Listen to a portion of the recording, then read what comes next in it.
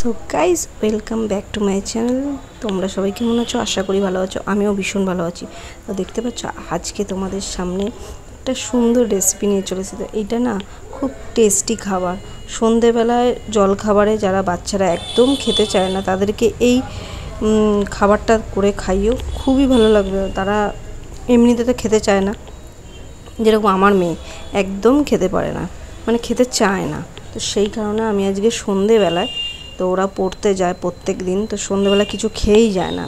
বেলা করে স্কুল থেকে আসে 4:30, তো আসার পরে 4:30 5টার সময় ভাত খাওয়ার পর আর ইচ্ছা করে না। তো আজকে স্কুল যায়নি, তো সেই কারণে আমি সন্ধেবেলায় একটু ওদের জন্য চটপটি করলাম। তো এটা তোমরা দেখো রেসিপিটা, তোমরাও বাড়িতে তোমাদের বাচ্চাদের জন্য বানিয়ে খাওয়াও। এতটাই সুস্বাদু যে কি বলবো, তোমরা যদি না খাও বুঝতে পারবে। বাট আমি না এখানে একটা বড় মিস্টেক করেছি, ধনে পাতাটা দিইনি।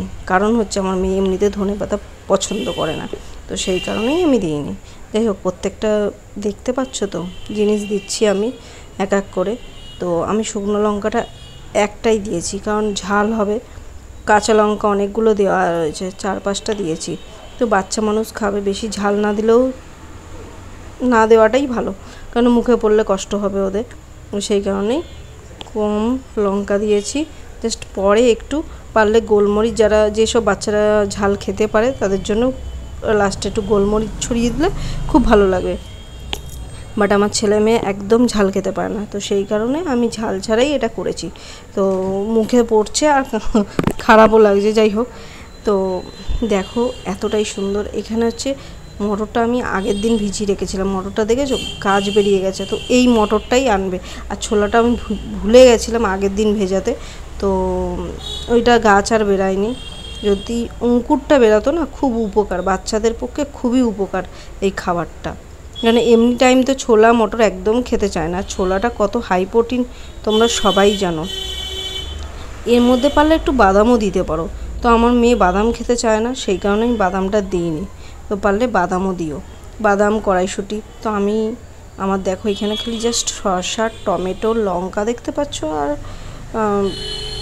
কি বলবো পেঁয়াজ নিয়েছি, ছোট ছোট করে দিয়ে দিয়েছি সব।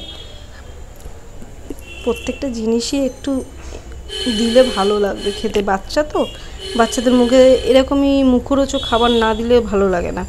আবার বাচ্চা বলে কথা, আমাদেরই ভালো লাগে না, আর শরীর খারাপ হলে তো একদমই ভালো লাগে না খেতে। যেরকম আমার এখন খুব শরীরটা খারাপ, ভালো লাগছে না, মুখে অরুচি এসে গেছে, খেতে ইচ্ছা করছে না। তো আমিও এটাই খেতে ভালো লাগলো আমার। তো এর মধ্যে একটু লেবু হলে খুব ভালো হতো, তো ঘরে লেবু ছিল না, তো লেবুটা আমি দিতে পারিনি। আর আমার ছেলে মেয়ে ধনে পাতাটা খায় না, ছেলে খায় মেয়ে খায় না, সেই কারণে আমি দিতে পারিনি। তো একটু চানাচুর 1 প্লেট মতন আমি দিয়ে দিয়েছি। ঠিক আছে, চানাচুরটা একটু দিলে কি ওদের ভালো লাগবে, আর কিছুই নয়। এটা একটু ঝাল চানাচুর আছে, ঠিক আছে, তো সেই কারণেই দেওয়া। তো দেখা যাক ছেলে মেয়ের রিয়াকশানটা কীরকম হয়। আমার তো দেখেই খুব লোভ লাগছে। দেখেছো আমাকে লঙ্কা তুলে দিতে হচ্ছে বাচ্চাদের, কি বলবো আর। তো দেখো তোমরা লাস্ট পর্যন্ত ভিডিওটা। তো আমি ভিডিওটা এখানে শেষ করলাম, টাটা। একটা জিনিস এনেছি, এটা খেয়ে দেখ কেমন হয়েছে বলবি। আমার গণেশ বাবা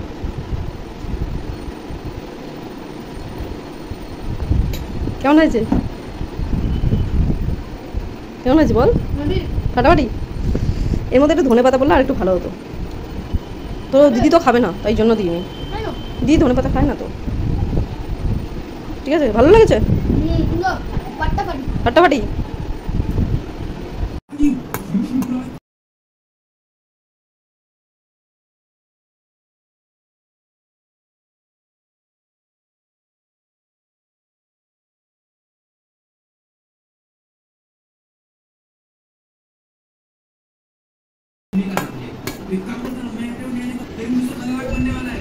বল, আমি তো জন্য একটা জিনিস এনেছি। কেমন হয়েছে বলবি। খাওয়া তুলছেই না। তুই ধনে পাতা ভালোবাসিস না বলেই আমি দিইনি। মুখকে শেষ কর।